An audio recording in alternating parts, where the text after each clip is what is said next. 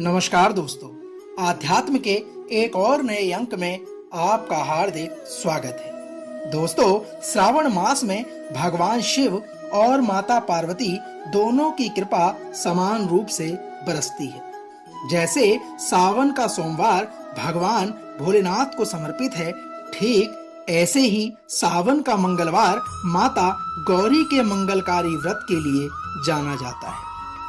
दोस्तों, आज इसी कड़ी में हम मंगला गौरी व्रत कथा, उसकी व्रत विधि और पूजन कैसे किया जाए, उसके बारे में विधिवत विस्तार पूर्वक आपसे वर्णन करने जा रहे हैं। तो आइए आरंभ करते हैं मंगला गौरी व्रत कथा का विवरण, व्रत विधि और पूजा का सार। दोस्तों, मंगला गौरी का यह व्रत सुहागिन महिलाएं अपने अखंड सौभाग्य, पारिवारिक सुख शांति और संतान सुख के लिए किया करती हैं। यह व्रत बहुत ही प्रभावशाली है। माता गौरी की कथा सुनकर विधि पूर्वक इस मंगला गौरी व्रत को करने से माता पार्वती अपने भक्तों पर प्रसन्न होती है। आइए श्रवण करते हैं माता मंगला गौरी के व्रत कथा की।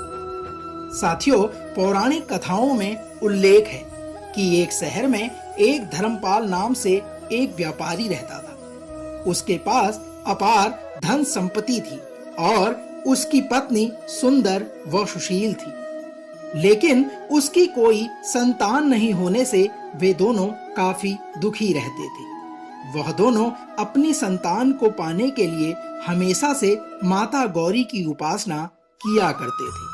दोस्तों, कुछ दिन बाद माता गौरी ने प्रसन्न होकर व्यापारी धर्मपाल से वरदान मांगने को कहा।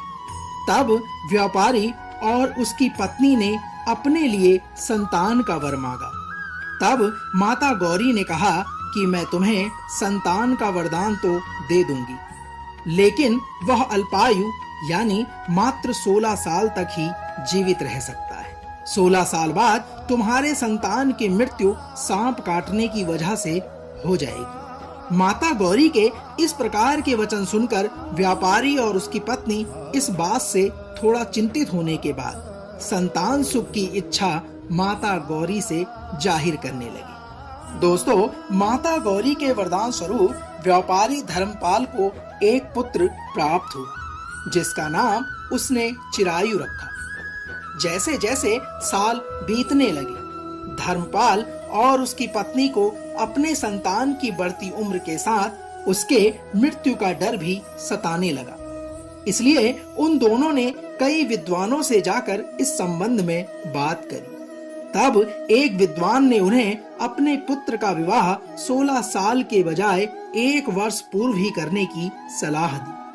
विद्वान के कहे अनुसार धर्मपाल ने अपने पुत्र चिरायु का विवाह 16 साल पूर्ण होने के 1 वर्ष पहले ही कर दिया।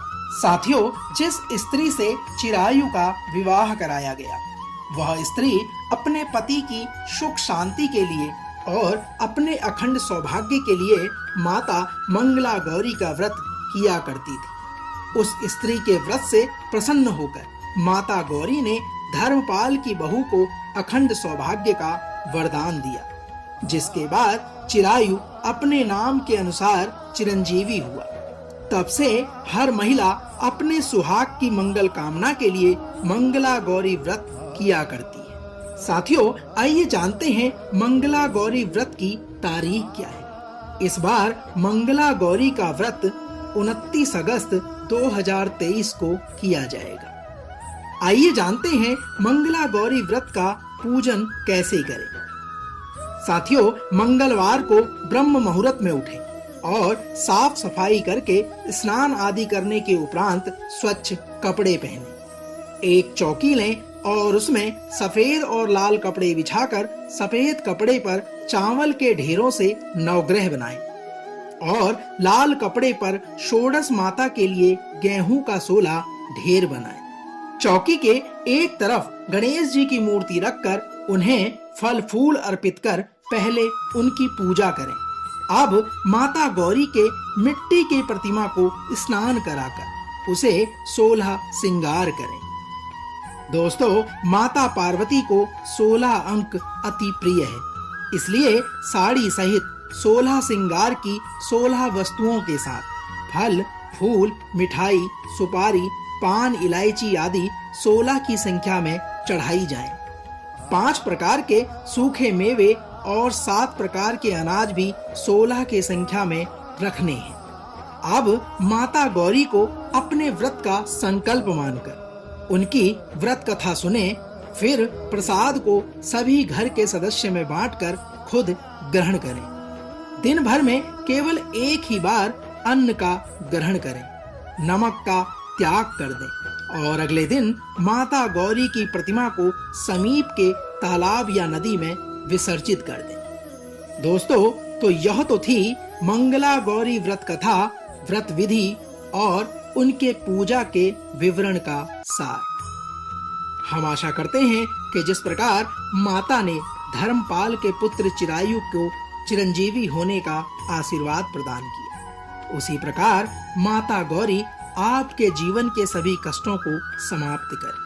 कल एक और नए अंक के साथ फिर आपसे होगी मुलाकात।